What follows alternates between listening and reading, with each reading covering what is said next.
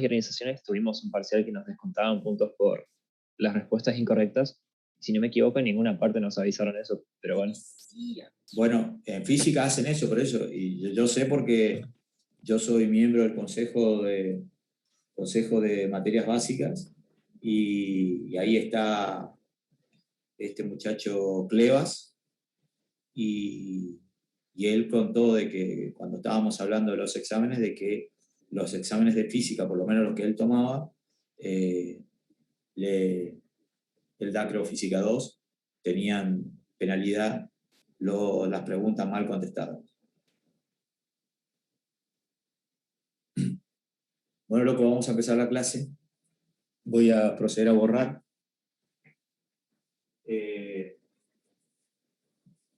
Hoy vamos a dar el último tema que corresponde a la bolilla de límite, que sería continuidad de una función. Entonces eso vamos a poner como título. Ya voy a poner a grabar. Así que no se asusten.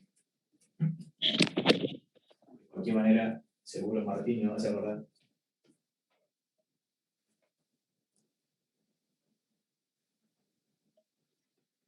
Bueno, por eso hay que estudiar mucho y sacar más de 60, y así no tenemos que estar pidiéndole nada a nadie. Pero siempre está la posibilidad de que nos vaya mal. Bien, vamos a poner entonces como título continuidad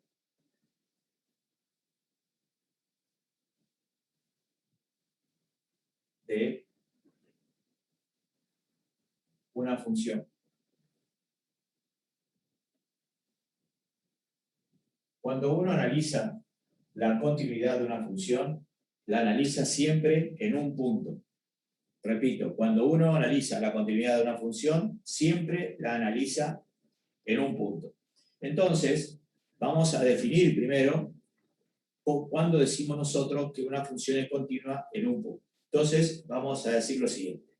Se dice que una función f de x es continua en el punto de abscisa x igual a a, si y solo si verifica tres condiciones en forma simultánea. Repito entonces, se dice que una función f de x es continua en un punto de abscisa x igual a c, si y solo si cumple las siguientes tres condiciones en forma simultánea. Y vamos a enumerarla. Primero, la función está definida en el punto. Repito, la función está definida en el punto. Es decir, existe f de a. Ahí tenemos la primera. O sea que la función, repito, debe estar definida en x igual a a. La segunda condición es muy importante. El límite de la función f de x cuando x tiende al valor a, es decir, cuando x tiende al punto, ese límite debe ser igual a L y ser finito. Es decir, que la segunda condición es que el límite con x tendiendo al valor a de f de x sea igual a L, y ese L tiene que ser un número finito. Repito entonces, la segunda condición dice que el límite de la función f de x cuando x tiende al valor a existe, vale L y es finito. Y la tercera condición dice que el valor de la función en el punto y el límite deben ser iguales. Repito, la tercera condición debe decir que la función en el punto, es decir, f de a, debe ser igual al límite L. Es decir, que en símbolos esto quedaría así, que f de a es igual a L. Ahí tiene el estudiante las tres condiciones que se deben cumplir en forma simultánea para que una función sea continua en el punto. Repito, entonces, se dice que una función es continua en un punto de abscisa x igual a a, si y solo si cumple tres condiciones en forma simultánea. La primera, la función tiene que estar definida en el punto. Segundo, existe límite de la función cuando x tiende al valor a y es igual a L y es finito. Y la tercera condición es que la función en el punto tiene que ser igual al límite con x tendiendo a dicho punto. ¿Quedó claro? Sí, profe. Perfecto.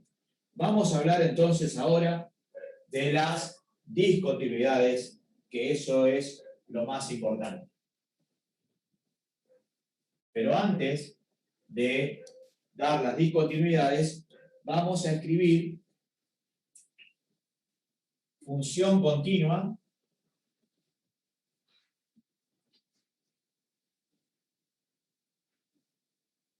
en un intervalo.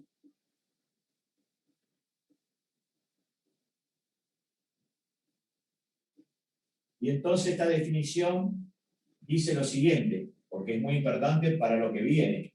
Y dice, se dice que una función f de x es continua en un intervalo cerrado AB si y solo si dicha función es continua en cada punto del intervalo. Repito, se dice que una función f de x es continua en un intervalo cerrado AB si y solo si dicha función es continua en cada punto del intervalo. Entonces, eso podemos escribir en forma simbólica de la siguiente manera. F de x es continua en el intervalo cerrado AB si y solo si f de x es continua para todo x que pertenece al intervalo cerrado AB. Es decir, que para que yo diga que una función es continua en un intervalo, debe ser continua en cada punto del intervalo. ¿Quedó claro eso? Sí, profe. Perfecto. Le voy a sacar foto para que lo tengan.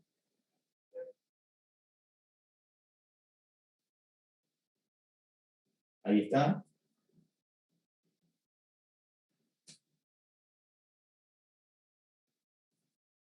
Muy bien, y ahora sí voy a borrar y vamos a hablar de las discontinuidades. Entonces,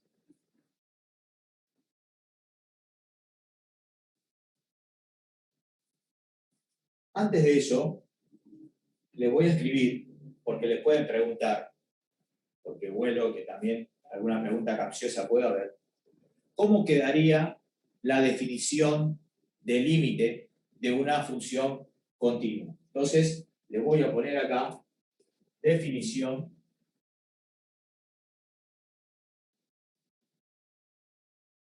de límite. Esto está en mi teoría. Definición de límite de una función continua.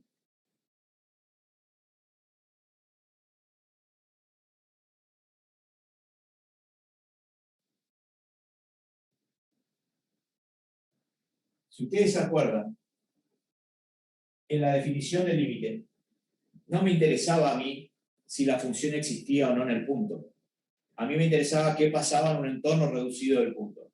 Entonces, acá, como es continua, tiene que existir la función en el punto. O sea que tiene que existir f de a. Entonces no puede ser un entorno reducido. Entonces, lo que va a suceder es que estemos trabajando con un entorno. O sea que la función está definida en el valor a. Por lo tanto, la definición del límite me va a quedar así. El límite con x tendiendo al valor a de f de x es igual a L si y solo si para todo epsilon mayor que 0 existe un delta también mayor que 0, tal que para todo x que pertenece al dominio de la función y el valor de x menos a es menor que delta, o sea que es un entorno nada más, entonces f de x menos f de a es menor que epsilon. Y fíjense dónde está la cuestión de esto. Acá Massa no puso L, puso f de a, porque para que sea continua, f de a y L tienen que ser iguales. Entonces, ahí está la condición para que una función sea continua. Es que en la definición del límite, yo pueda escribir que f de x menos f de a, que sería el límite, sea menor que epsilon. ¿Lo entendió la clase a eso?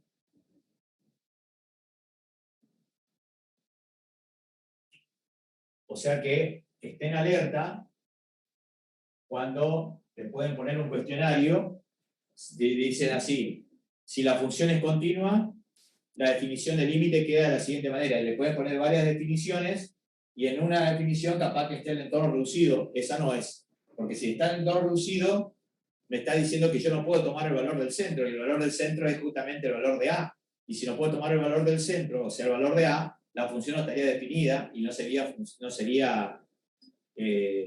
continua, ¿entienden? Bueno, ahora sí voy a poner como título discontinuidades. Profe, ¿Sí? una de las condiciones para que sea continua también no era que los límites por derecha y por izquierda sean iguales. Y bueno, con decir que tiene límite es suficiente. Si una función tiene límite es porque los límites laterales van a ser iguales. Eso vamos a ver después. ¿Está? No hace falta, cuando yo te digo, Martín, que una función tiene límite, no hace falta aclararte que los límites laterales son iguales. Está, profe. Bien. Discontinuidades. Existen dos tipos de discontinuidades. Pero primero vamos a definir cuándo yo digo que una función es discontinua. Se dice que una función f de x es discontinua si una de las tres condiciones para que sea continua no se cumple. Repito, se dice que una función f de x es discontinua si y solo si una de las tres condiciones para que una función sea continua no se cumpla. Muy bien, existen dos tipos de discontinuidad. Vamos a ver la primera. La primera se llama discontinuidad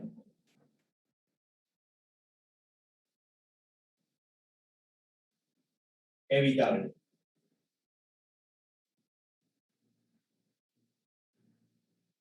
Para yo estar en presencia de una discontinuidad evitable, sí y solo sí se tiene que cumplir la segunda condición. Es decir, que no se cumple la primera o no se cumple la tercera. Entonces, para que una función tenga discontinuidad del tipo evitable, sí y solo sí tiene que tener límite finito. Repito, para que una función tenga una discontinuidad del tipo evitable, sí y solo sí tiene que tener límite finito. Entonces se pueden dar dos opciones. La primera opción es que la función no esté definida, no se cumple la primera condición. Y la otra opción sería que exista el límite, exista la función, pero no se cumple la tercera porque son distintos. Es decir, que f de a es distinto al valor de L. Entonces, Massa le va a dar esos dos casos. Entonces vamos a poner el 1b, perdón, el 1a. El 1a dice: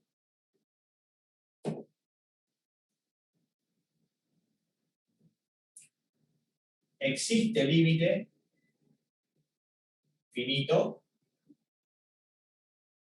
y no existe f de a. O sea que ahí nos estaría cumpliendo la primera condición. Y el 1b, la discontinuidad del tipo 1b, otra vez, existe límite finito y existe f de a, entonces L es distinto de f de a. Bien, estas dos situaciones se las pueden plantear gráficamente y ahí el estudiante dimensiona de qué está hablando.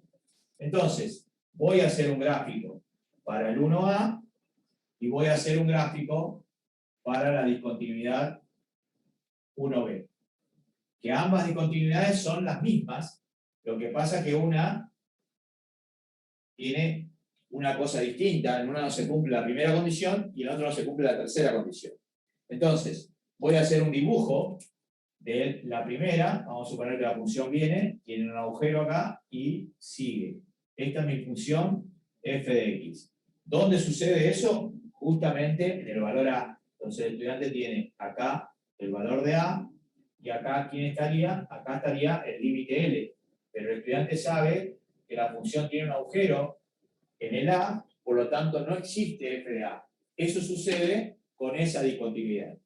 Y la otra sería algo similar, es decir, que la función viene, tiene un agujero, sigue, esta sería mi función f de x, pero la función está definida en otro lugar.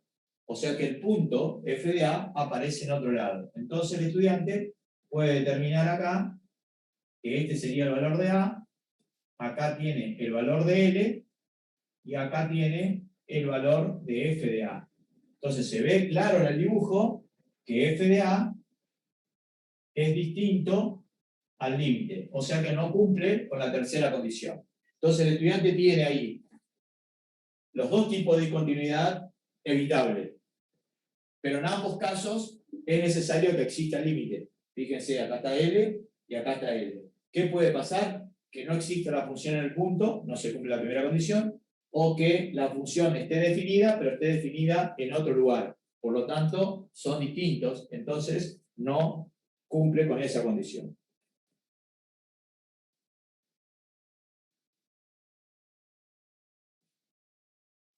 Profe, Sí, toda función va a ser discontinua evitable cuando se aplique la definición de límite que dimos la primera vez, digamos. Cuando vos tenés el entorno reducido. exacto. No, bueno, ahí puede ser continua o no, Martín.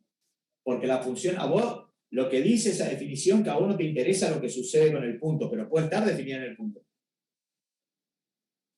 Claro, pero la definición dice que, que tenés el La entorno serie, reducido. o sea que lo que te dice la definición del límite, que no necesariamente la función tiene que estar definida en el punto. Igual va a tener límite. Pero si además tiene la función, ahí es continua. ¿Me entendés o no? Claro. Bueno, ahí le saqué foto. ¿Alguien tiene algo para preguntar de esto?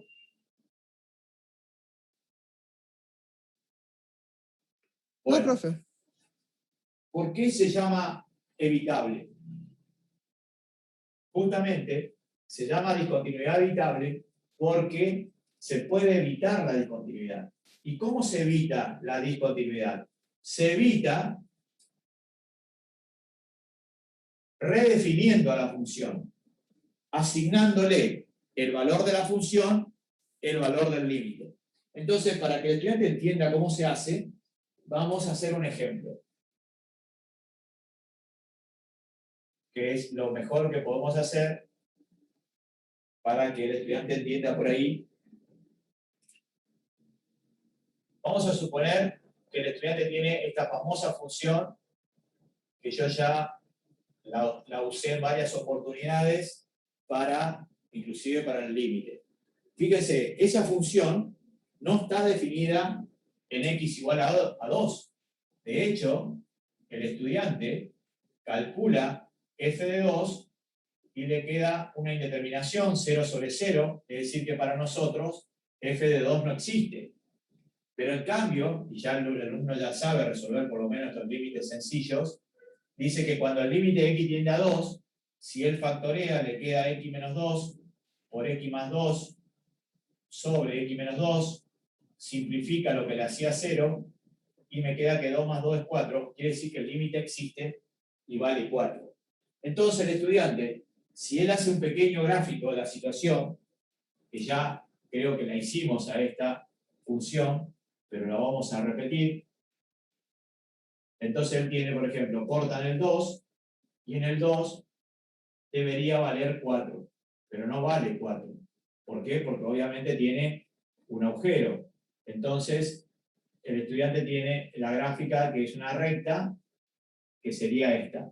Esta es mi función f de x. Y fíjense ustedes que en el 2,4 la función no está definida.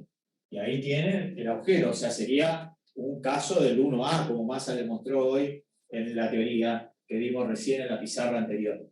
Entonces, si yo quiero hacerla continua esta función, tengo que tapar el agujero. Y para tapar ese agujero, tengo que redefinir la función. Y ahí es donde viene la tarea del estudiante. Entonces, ¿cómo redefino? Él no puede cambiar, no se le ocurra nunca escribir x más 2, porque esa no es la misma función. Él tiene que respetar la misma función. Entonces va a hacer una función tipo dada por tramos y decir que f de x va a valer x al cuadrado menos 4 sobre x menos 2 si x es distinto de 2. Y le asigna el valor 4 cuando x toma el valor 2. Si él le dibuja esta nueva función, va a ver que el agujero que tenía se tapa y queda perfectamente continuo. ¿Se entendió el práctico? Sí, profe. ¿Cómo? Yo no entendí profe, cómo hizo. O sea, no entendía que. No te escuché, loco. Que no llegué a entender tapar el agujerito. ¿Vos escuchaste cuando Massa dijo que se llama evitable porque se puede evitar y se Claro, sí. evita asignándole el valor de la función en el punto, el valor del límite? Y bueno, yo acá te mostré, no pude calcular el valor de la función en el punto, me dio 0 sobre 0, pero pude calcular el límite que vale 4. Entonces yo ahora sé que cuando f vale 2, cuando x vale 2, f de 2 es 4, y eso es lo que yo pongo acá. Esto significa, este es el f, y este es el x. Entonces dice que f vale 4 cuando x toma valor 2. Entonces el agujero que estaba antes se tapó. ¿Seguís sin entender, Gabriel? No, ya entendí profe. ¿Seguro? Sí, sí. Bueno, y ahora sí voy a pasar a la otra discontinuidad. Esa discontinuidad, que la vamos a llamar 2, se llama discontinuidad esencial. Discontinuidad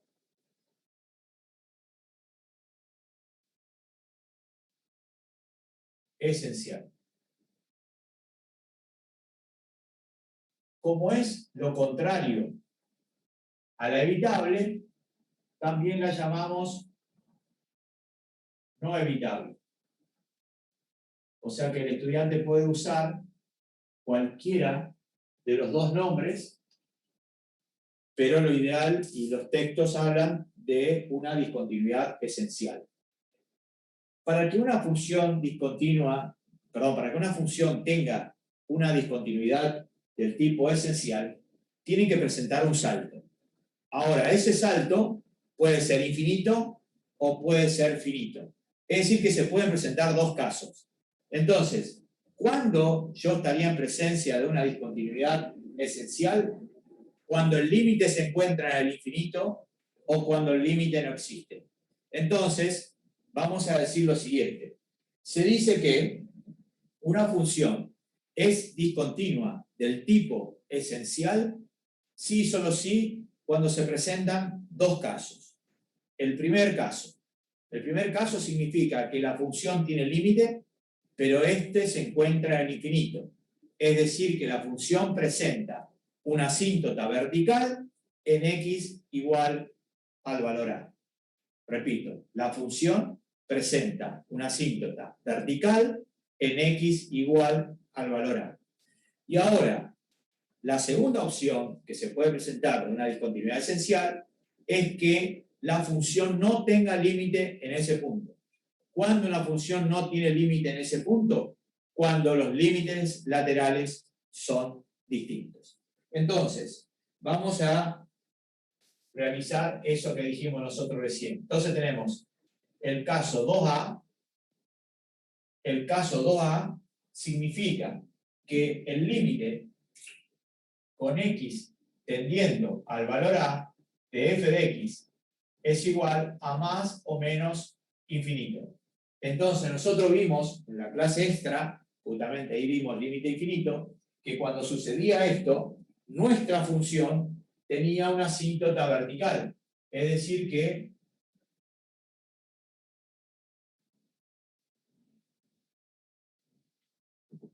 tenemos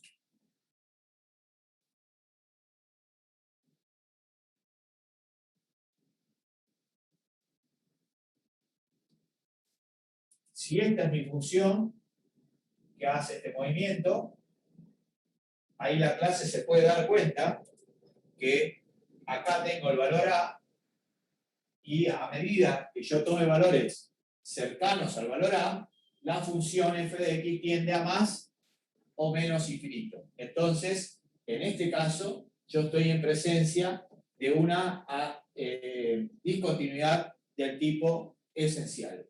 Y la discontinuidad 2b, que también es esencial, ¿qué sucede? Sucede que los límites laterales son distintos. Es decir, que el estudiante va a decir que el límite con x tendiendo al valor a de f de x no existe. ¿Pero por qué no existe? Es porque el límite con x tendiendo al valor a por izquierda de f de x es igual a L1. Y el límite con x tendiendo al valor a por derecha de f de x es igual a L2. Y en este caso, L1 es distinto de L2. Entonces, ¿cómo sería un gráfico de una función que cumple con esa característica? Generalmente esto sucede cuando son funciones dadas por tramos. Entonces, viene una función y sigue un poco más arriba. Entonces, ahí el estudiante se puede dar cuenta que este que está acá tenemos el valor de A, y cuando yo vengo a A por izquierda, la función tiende a L1. Y cuando vengo por derecha, la función tiende a L2. Se ve claro en el dibujo que L1 es distinto de L2, por lo tanto, los límites laterales son distintos, entonces no existe límite. Entonces eso lo agregamos acá, entonces no existe límite. Acuérdense que había un teorema muy importante, que era creo que el primero que dimos, que si el límite de una función existía, este era único. Y acá estamos teniendo dos límites en el mismo punto, no puede suceder eso, por lo tanto, se dice que la función no tiene límite. Y fíjense cómo empezó Massa hablando de esto, era cuando la función presenta un salto. Esos saltos puede ser un salto finito, acá lo tienen, porque lo pueden medir a ese salto, y acá tienen un salto infinito, porque la función se va a más infinito y aparece del menos infinito. Esto es un salto infinito y esto es un salto finito. En ambos casos no se puede salvar la discontinuidad, por eso se llama no evitable. O sea, lo ideal es esencial. ¿Algún estudiante tiene alguna pregunta? ¿Puedo repetir, profe, por qué aparecen dos límites en la 2B? ¿Cómo? Que si puede repetir por qué aparecen dos límites en la 2B. Sí, ya vamos a ver, inclusive lo van a entender más ahora cuando dé límites laterales.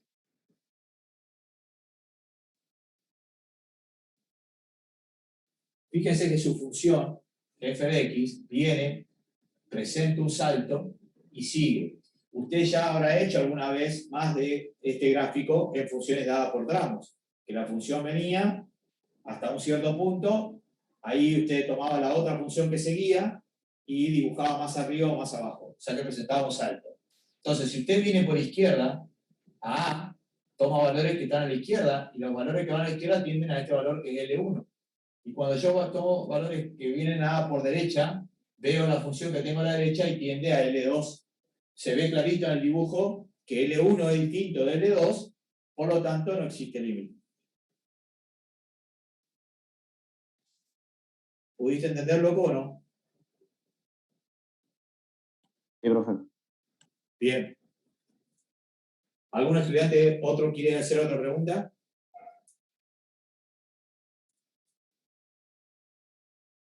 No, profe. Perfecto. Bien. Voy a hablar de límites laterales.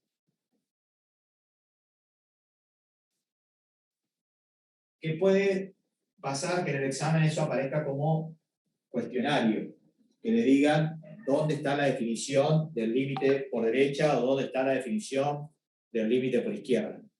¿Qué cuidado tiene que tener el estudiante cuando calcula los límites laterales? Tiene que acordarse que cuando yo calculo los límites laterales, el entorno que antes tomaba el entorno reducido, ahora tomo un semientorno. Si calculo el límite por izquierda, tomo el semientorno que está a la izquierda. Y si calculo el límite por derecha, tomo el semientorno que está a la derecha del valor A. Entonces, ¿cómo quedaría la definición? Entonces vamos a poner como título límites laterales.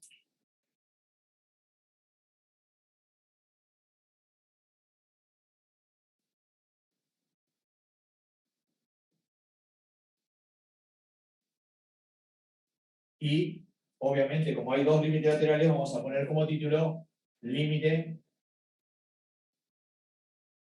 por izquierda.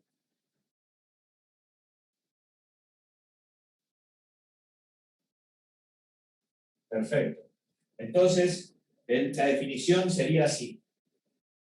Límite con x tendiendo a A por izquierda de f de x es igual a L1. Fíjense cómo yo estoy indicando que el límite es por izquierda, se le coloca al valor de donde tiende, o sea, al valor de A, en el superíndice, un menos. ¿Esto es cierto? Sí, solo sí. Para todo epsilon mayor que 0 existe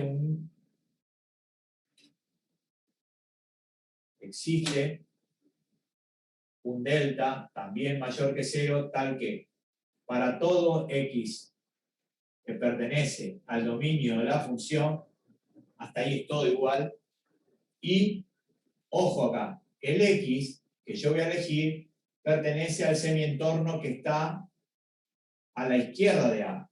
O sea que ese x está comprendido entre A menos delta y A. Entonces, se tiene que seguir cumpliendo que f de x menos el L1 sea menor que epsilon. Ahora, muy bien, voy a definir el límite por derecha. Y el límite por derecha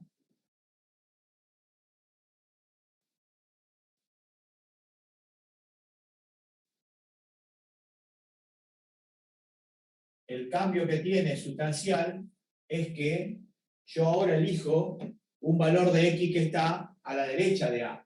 Entonces esto me quedaría así, límite con x tendiendo a A por derecha, y se coloca en el superíndice un signo más de f de x, yo digo que esto es igual a L2, si solo si, para todo epsilon mayor que 0, existe un delta también positivo, tal que para todo x que pertenece al dominio de la función, y ojo acá, el x ahora está a la derecha de A, o sea que está comprendido entre A y A más delta. O sea que es el semientorno de A. Entonces, se tiene que cumplir que f de x menos L2 es menor que epsilon. Fíjense que Massa puso un límite por izquierda, L1, y al límite por derecha lo llamó L2. Para que el límite exista, L1 tiene que ser igual a L2. Y si L1 es distinto a L2, el límite de la función no existe. Es decir que yo voy a decir acá que el límite con x tendiendo al valor A de f de x es igual a L, si solo si L1 es igual a L2 y obviamente igual a L. Y el límite con x tendiendo a A de f de x no existe si solo si L1 es distinto de L2. Ahí tienen completo ustedes la definición de límites laterales. ¿Qué puede aparecer? Puede aparecer esta psicología completa en el cuestionario, y ustedes tienen que decir cuál corresponde a la izquierda y cuál corresponde al límite por derecha. O sea que le puede tocar uno de los dos o los dos.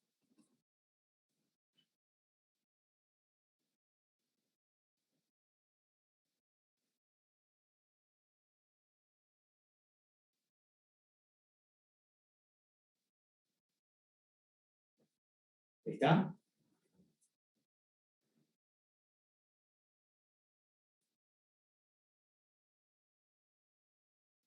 ¿Alguna pregunta hasta ahí?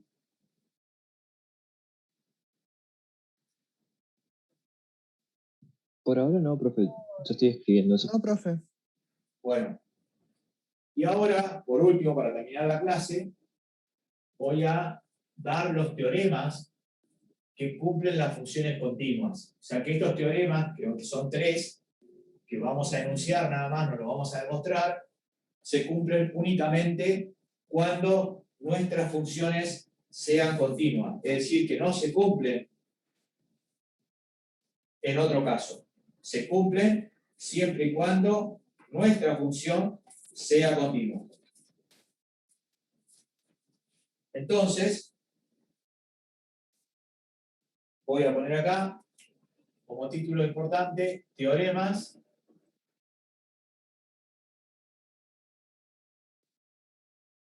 de funciones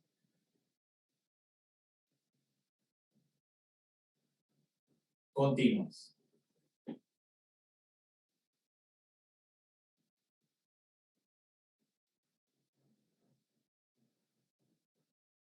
Muy bien. Entonces, el primer teorema que vamos a ver se conoce con el nombre de teorema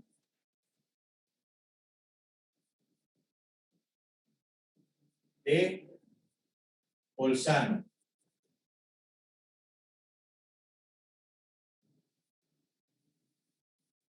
Y el teorema de Bolzano es muy importante porque fue uno de los primeros teoremas que ayudó a encontrar las raíces de una función mediante un mecanismo de ir tomando valores con la función hasta que llegaban a las raíces. Es decir, no había fórmulas para todas las ecuaciones y entonces se lo hacía desde el punto de vista de funcional, se iban tomando valores hasta que se encontraba aproximadamente la raíz. Después cuando demos derivadas, yo si ahí tenemos algún tiempo y alguno me hace acordar, le voy a enseñar un método que se conoce con el nombre de Newton-Raphson, que sirve para calcular las raíces de cualquier función del punto de vista iterativo, que a partir de 4 o 5 cálculos ya llegamos a la raíz, pero exacta, perfecta.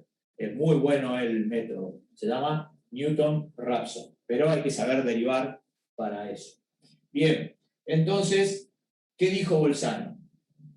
Bolzano dice lo siguiente: si una función f de x es continua en un intervalo cerrado a b y toma valores de distintos signos en f de a y en f de b, va a existir un punto interior al intervalo donde f de c sea igual a 0. Repito, sea f de x una función continua en el intervalo cerrado AB y además toma valores de distintos signos en los extremos del intervalo. Es decir, que el signo de f de A es distinto al signo de f de B. Entonces va a existir un valor C interior al intervalo de manera tal que f de C sea igual a 0. Entonces voy a escribir lo que dijo Bolzano: sea f de x continua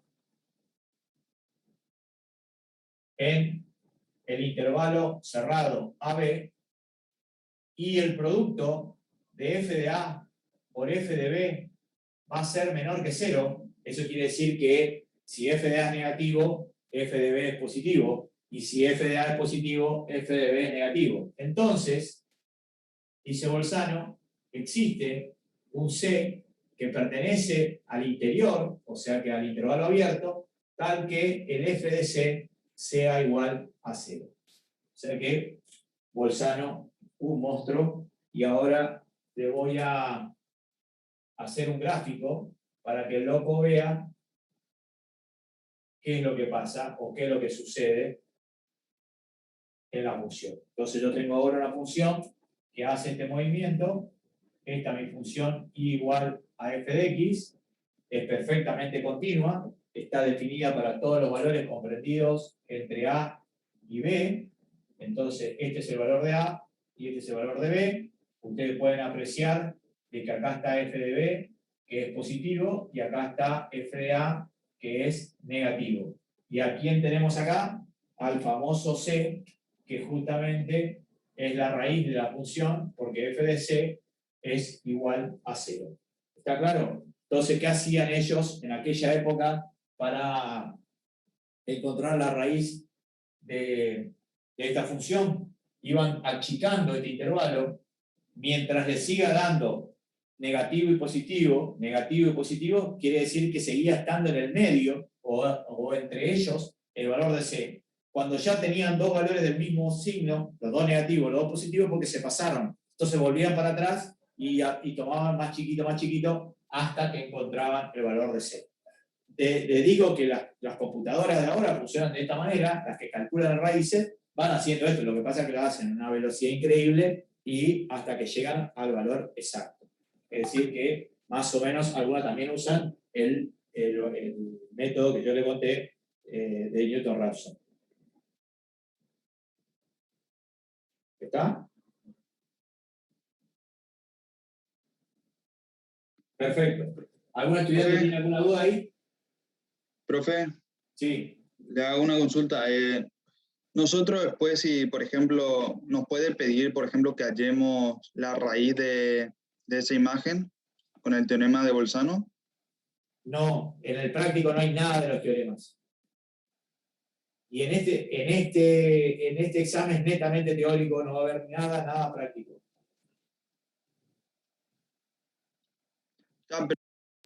Pero pregunto cómo nosotros, por ejemplo, podríamos hallar la raíz, digo, con métodos más modernos, si se puede. Y vos hasta ahora, lo único que sabés calcular son las raíces de una ecuación de primer grado, o sea, de una recta y de una parábola nada más, porque tenés la fórmula. Después no sé ningún otro método, ¿me entendés o no? Entonces, yo a los estudiantes por ahí le enseñaba el Newton-Raphson porque le servía para física o también le servía para análisis 2 calcular la raíz de una función que no tiene nada que ver, o sea que no tenés ninguna fórmula para calcular. ¿Me entendés? Sí, entiendo. Fíjate, yo te pongo esta ecuación. Yo te pongo, yo tengo f de x es igual al logaritmo natural de x. Y después te pongo que g de x es igual a 2x menos 4. Y yo te pido que vos encuentres el punto de intersección. Bueno, ¿vos qué harías? Lo primero que haces es el dibujo. Dibujo el logaritmo, perfecto, y dibujo mi recta. Mi recta, me parece que no se va a intersectar, le voy a poner acá un medio. Entonces tenés 1, 2, 3 y 4, y seguramente esta hace así. Y fíjate, se cortan en dos puntos. Se cortan acá y se cortan acá.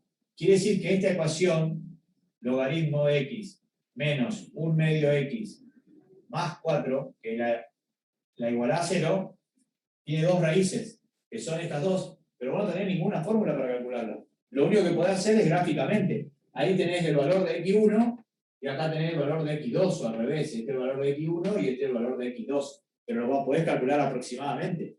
Y el método que yo tengo lo vas a calcular con todos los dígitos que te da la calculadora, o sea que para mí es exacto. ¿Me entendés o no, Gonzalo? Sí, profe. Bueno. Eso no es todo un tema calcular esto. ¿Cómo? Todo un tema, digo, calcular esto, digo. Sí, nadie le enseña esto.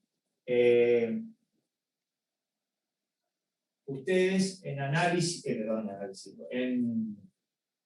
en ingeniería del sistema, porque todos tienen esa materia, pero todos tienen distinto nombre, los que estudian sistemas, los que estudian química, los que estudian electromecánica, que se llama matemática superior. No sé cómo se llama la de ustedes que dan en tercer año por ahí. También es matemática superior. Bueno, ahí podrían llegar a ver esto, pero fíjense que esto se tendría que ver antes de llegar al tercer año, ¿me entendés o no? O sea que hay algo que no funciona ahí, porque para mí es un método, como se usa derivada, lo podemos aplicar, hay otros métodos iterativos, pero el más sencillo es el de Newton-Raphson, que se usa derivada, entonces para mí sería una aplicación de la derivada y enseñarlo ahí cuando demos derivada. Bueno, pero llegado el momento, haceme acordar y lo vamos a hacer. Bueno, ahora vamos a ver otro teorema que se llama teorema del valor intermedio. ¿Profe sacó foto del anterior? ¿No? Y no te pienso hacer de nuevo. Me olvidé.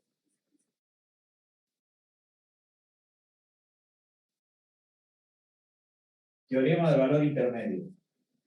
Y dice así.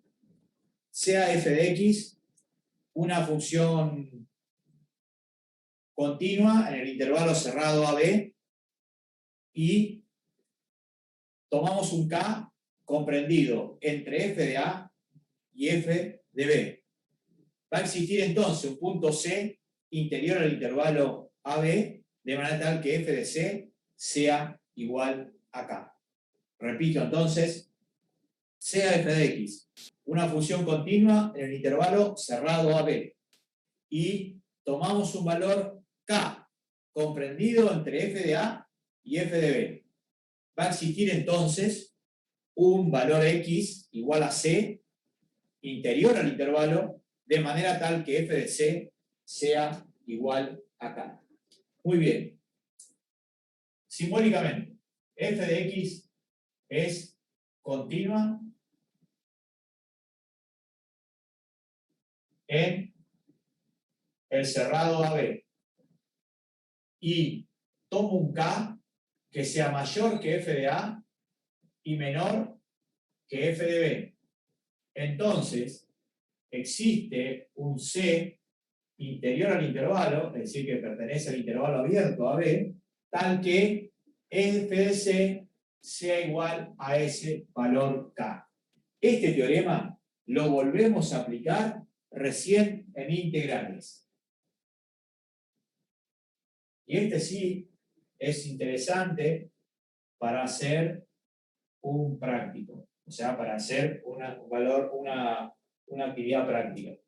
Vamos a suponer que masa dibuja acá tiene una función, esta es mi función y igual a f de x.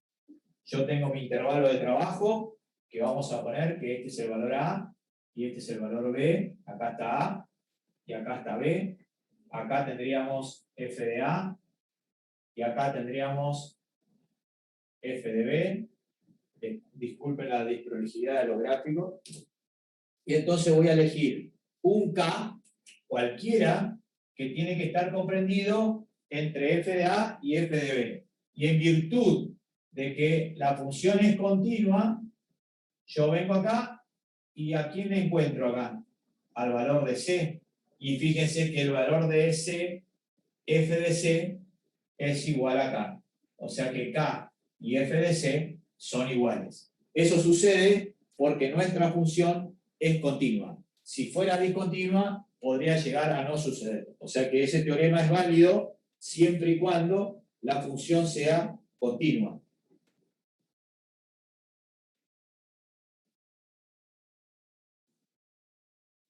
Ahora sí.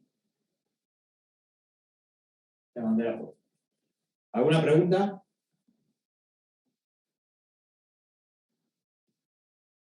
Y ahora vamos a contar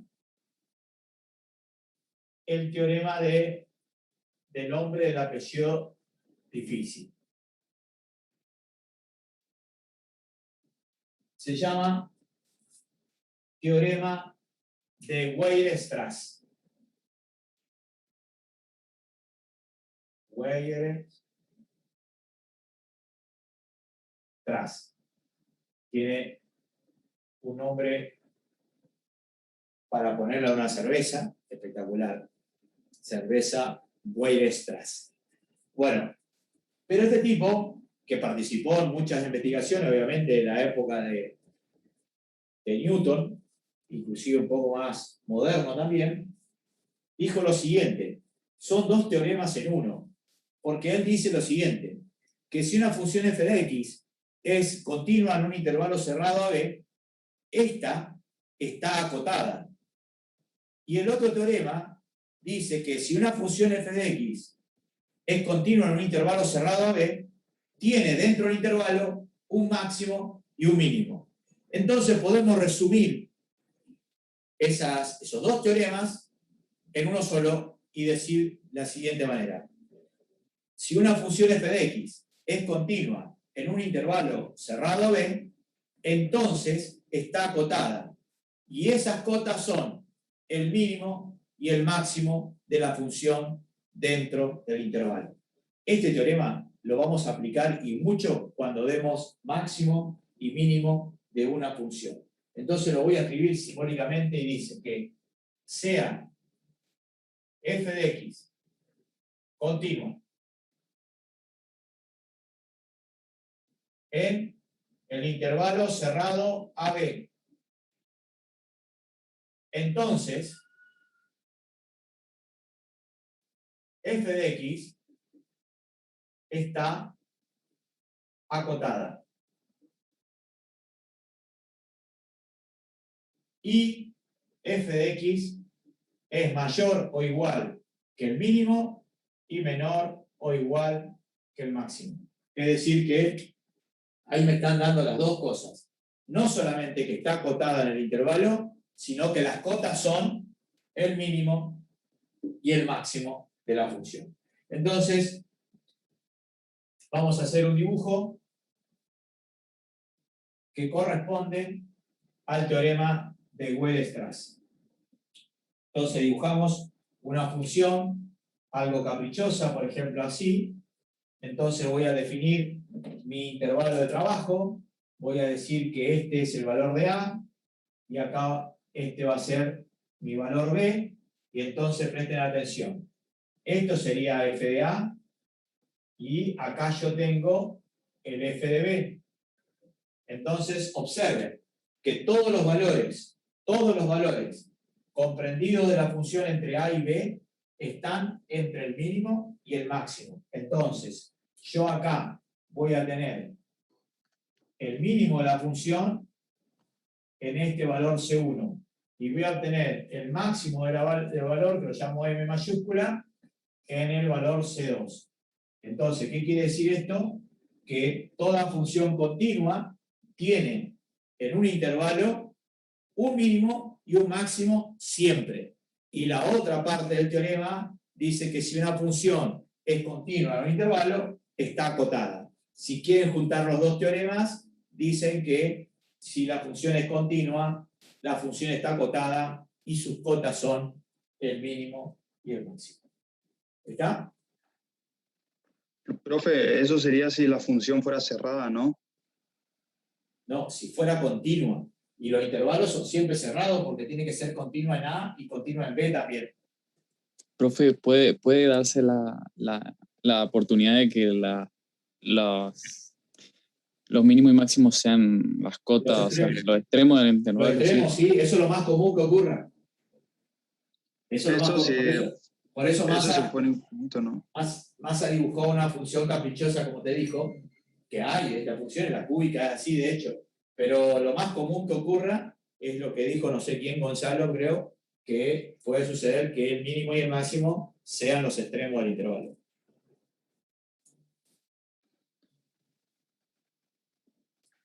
Claro, en ese no tendría ni máximo ni mínimo como tal. Sí, tiene, y son eso. El mínimo va a coincidir con f de A y el máximo va a coincidir con f de B. Sí, tiene. Por eso, no siempre tiene que suceder eso que sucede acá. Vos podés tener una función así, por eso no está mal lo que dijiste. Vos tenés una función así, y está el intervalo. ¿Y qué dijo Weierstrass? En ese intervalo siempre va a tener un mínimo, acá lo tenés, y acá tenés el máximo, y sigue estando todos los valores de I van a estar comprendidos entre ese mínimo y el máximo. Es decir, está acotada, ¿me entendés o no? Sí, profe. Pero yo me refiero a si esa función, por ejemplo, fuera infinita, digamos. Pero ¿y que no sería continua ahí? Ah, claro. Sí, ¿Entendés o disculpe. no? La matemática es perfecta, Gonzalo. Encima de estos tipos, estamos hablando de 1700, ¿me entendés o no? Siglo XVIII. O sea que eran unos monstruos estos tipos, ¿me entendés o no? 1600, siglo XVII. Eso está todo estudiado, todo armado, no hay nada para inventar. Lo que queda para inventar son cosas muy, muy particulares que, que a nosotros no podemos vivir tranquilos.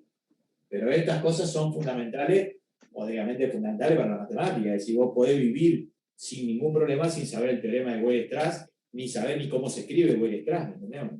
Pero no importa. 1800, profe. 1800, gracias. Siglo XIX. Martín, Vale, gracias, profe. Disculpe por interrumpirle. pero vos estás loco, a mí me gusta que me interrumpan. Si la única manera de aprender, aparte Martín aporta eso, por ejemplo, yo cuando tiro las fechas, tiro a medio al voleo, ¿me entendés? Porque son tantos tipos, tanto existieron, tanto hicieron en la matemática que uno pierde la fecha, ¿me entendés? Pero siempre estoy rondando en eso, porque cuando Newton, ahí por 1700 o 1600, descubre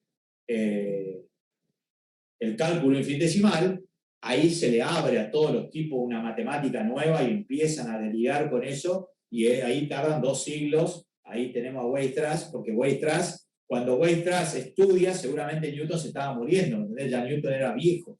Entonces, aparte Newton, si bien Leibniz se murió a los 42 años, y Newton creo que por ahí anduvo en los 60 y pico, 70, también claudican, porque obviamente la medicina era muy mala, y obviamente que estos tipos no era que eran superhéroes, ¿me entendés? O sea, no, se morían muy jóvenes, pero dejaban todo su legado, tenían todos sus discípulos, y bueno, y ahí aparecían. Y Weierstrass seguramente habrá sido discípulo de alguno de los monstruos estos.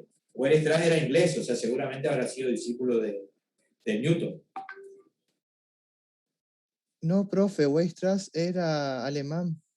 Ah, mirá vos. Weierstrass es un apellido alemán, profe.